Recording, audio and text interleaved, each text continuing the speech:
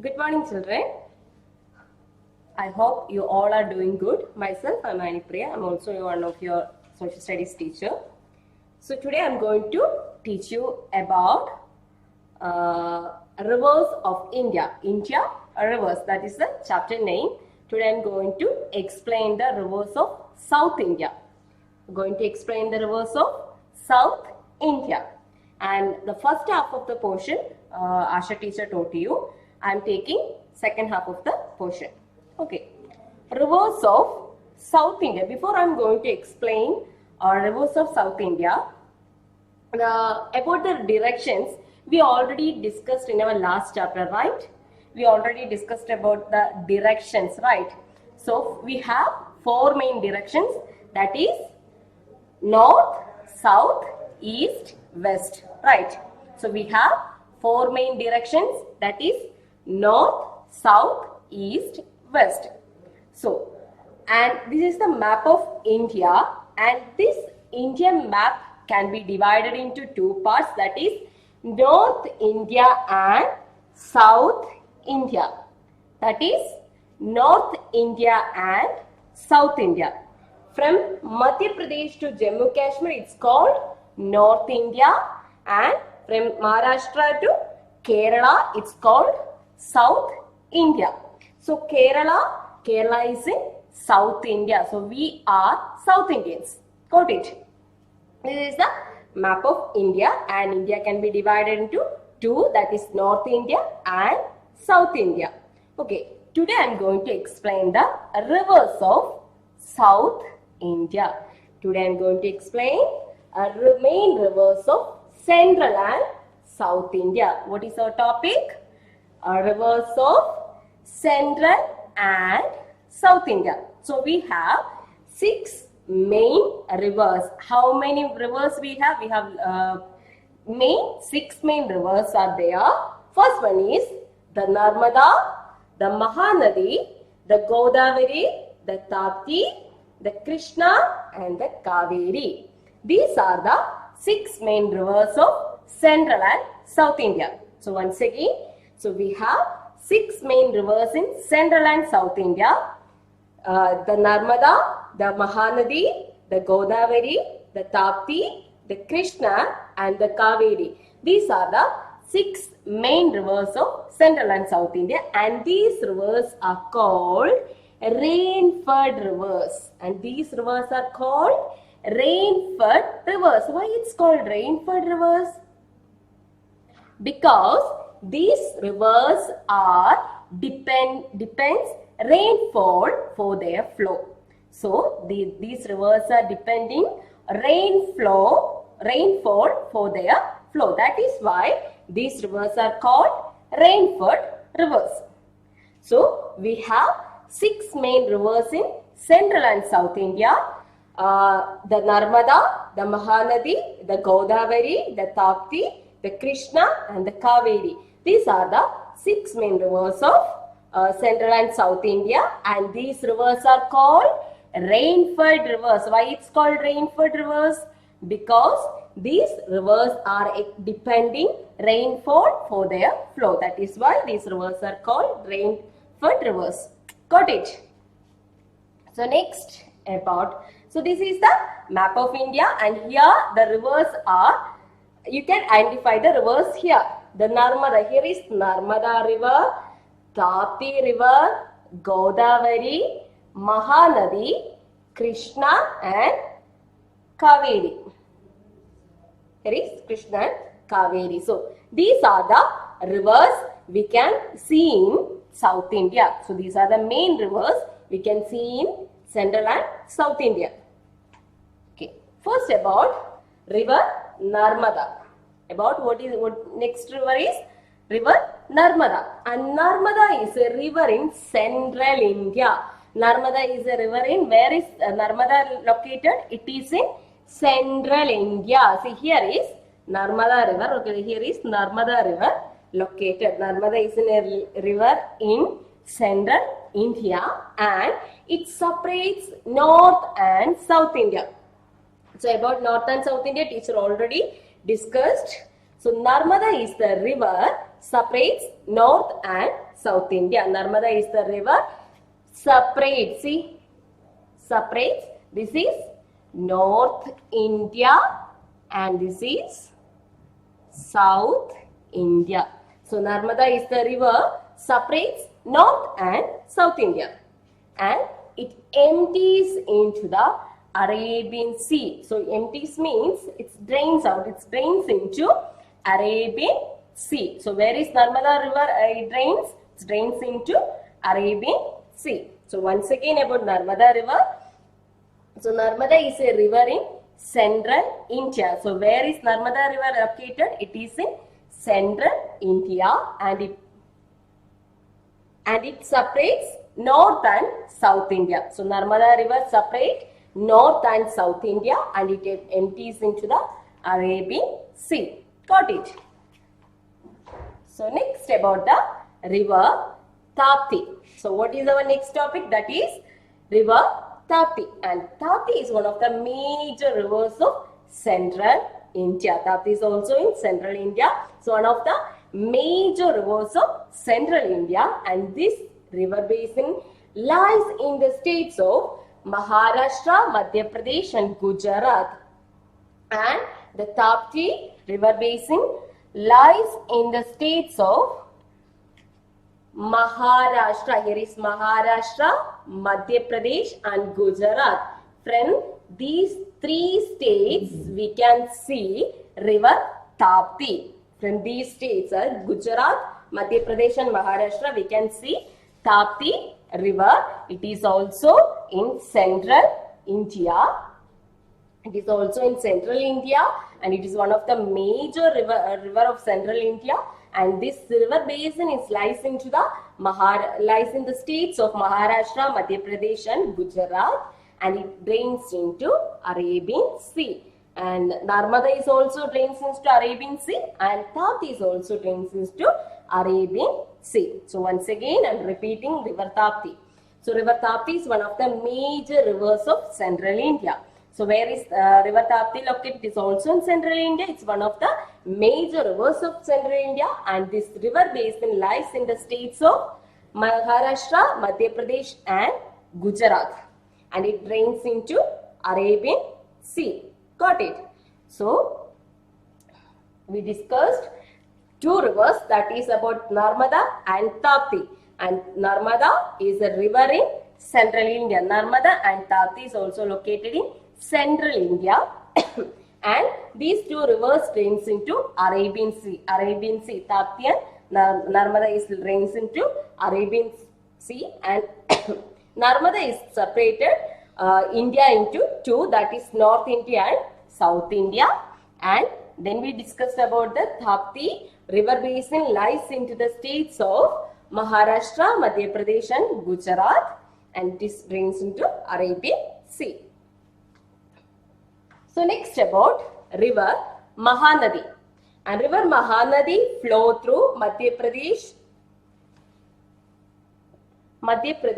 Chhattisgarh and Odisha. Our river Mahanadi is flow through Madhya Pradesh, Chhattisgarh and Odisha. That is here Madhya Pradesh, Chhattisgarh and Odisha. From these three states we can see the river Mahanadi. So Mahanadi we can see in these three states, that is Madhya Pradesh, Chhattisgarh, Odisha. And remember, in Madhya Pradesh there are two rivers, that is Mahanadi and Tapti is also in Madhya Pradesh. So in Madhya Pradesh there are two rivers, Tapti and Mahanadi. And Mahanadi flow through Madhya Pradesh, Chhattisgarh, Odisha. These three states we can see the river Mahanadi.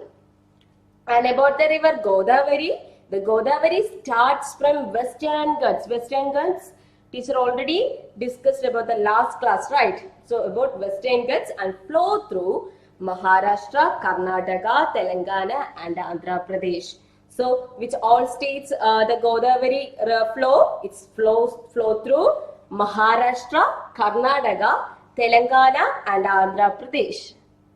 So Maharashtra, here Maharashtra, Karnataka, Telangana and Andhra Pradesh.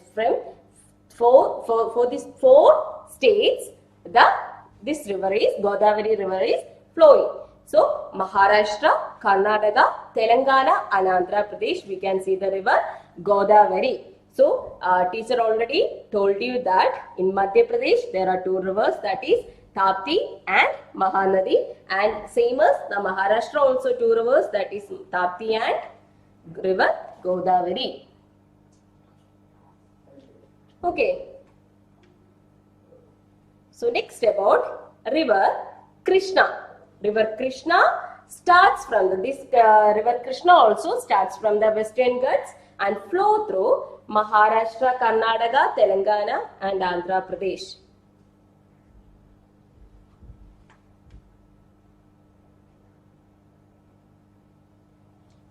So this river starts from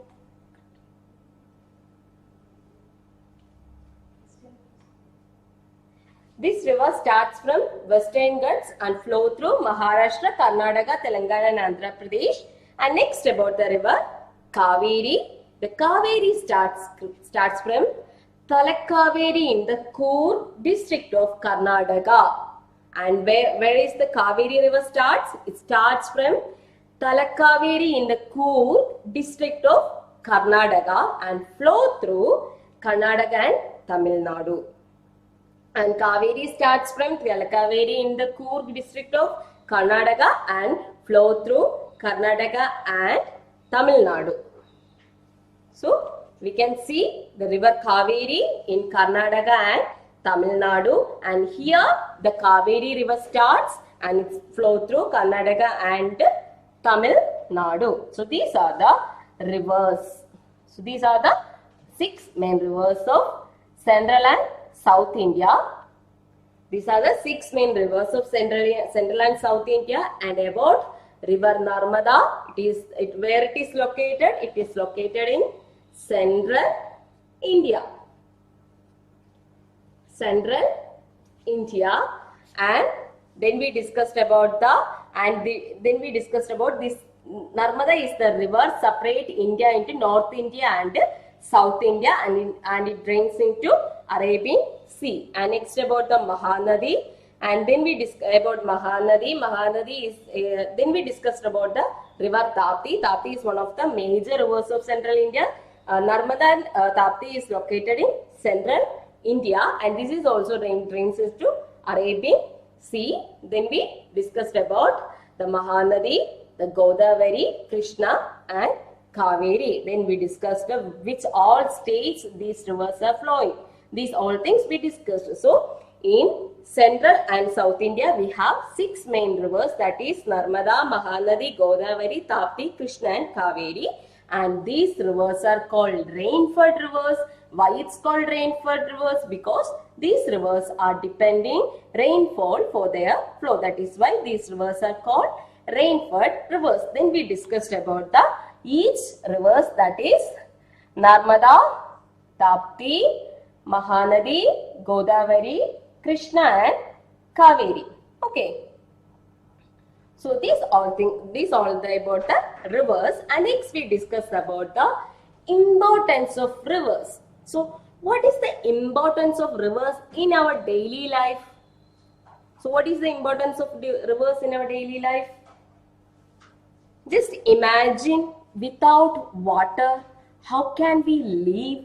Without water, can you live for one day? No. So that is why the rivers are most important thing in a human life, right?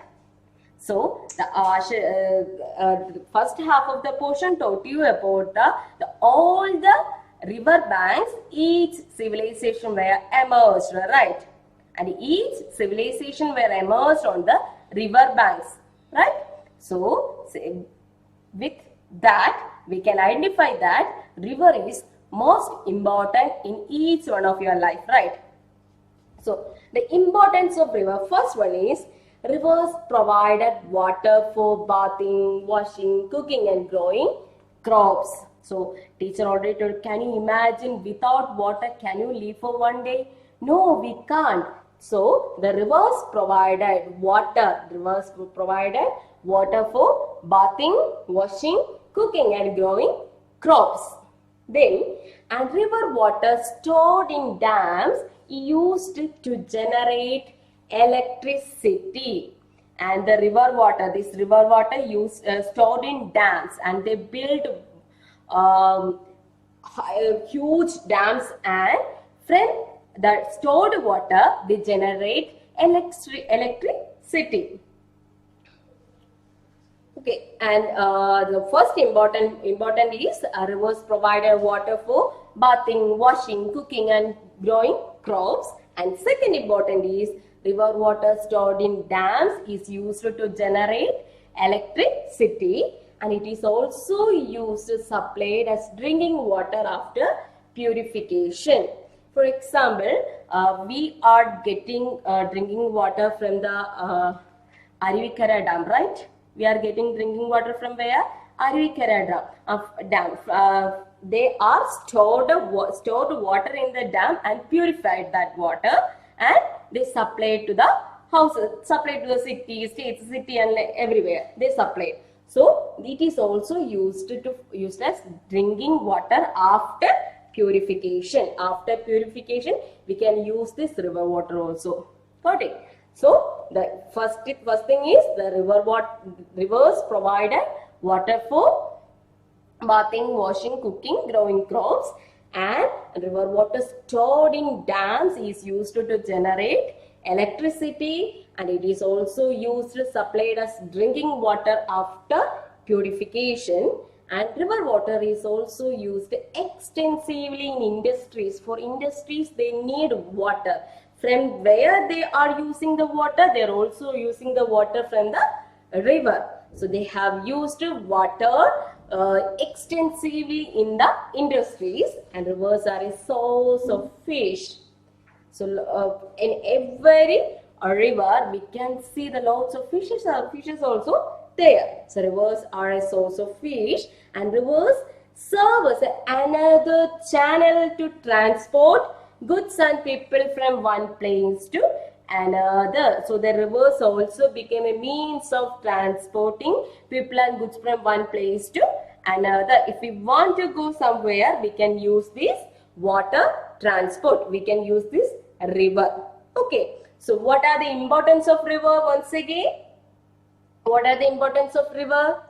First, the rivers provided water. Rivers provided water for bathing, washing, cooking and for growing crops. Then river water stored in dams is used to generate electricity, and river water stored in dams is used to generate electricity, and it is also used to supply us drinking water after purification. It is also used to supply us drinking water after purification, and river water is also used extensively in industries. And rivers are a source of fish, and rivers serve as another channel to transport goods and people from one place to another. So these are the importance of a river. So today we discussed about the rivers of Central and South India.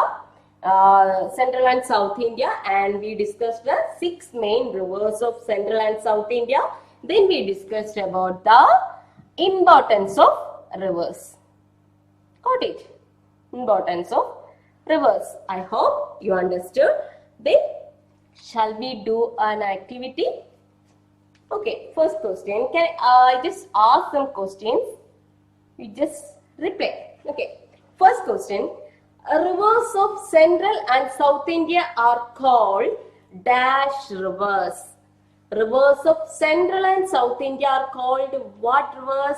What kind of rivers it's a snow-fed rivers? No, it's a rain-fed river. It's a rain-fed rivers. Rivers of Central and South India are called rain-fed rivers. So the next question, the dash separates North and South India. Which river separates North and South India? Teacher told you about that. Which river separates North and South India? They're very good. The river Narmada. River Narmada separates North and South India. Then next question. The Godavari starts from. Where is the Godavari starts? This is starts from Western Ghats. The Godavari starts from Western Ghats. And next question. River Narmada drains into the, where Narmada drains into, is it Bay of Bengal? No, it is in Arabian Sea. The river Narmada drains to the Arabian Sea. Once again the questions. Rivers of Central and South India are called rain-fed rivers, and the dash separates North and South India. River Narmada separates, and the Godavari starts from Western Ghats, and River Narmada drains into the Arabian Sea. Okay. I hope you understood. If you have any doubt, you can call me. Thank you.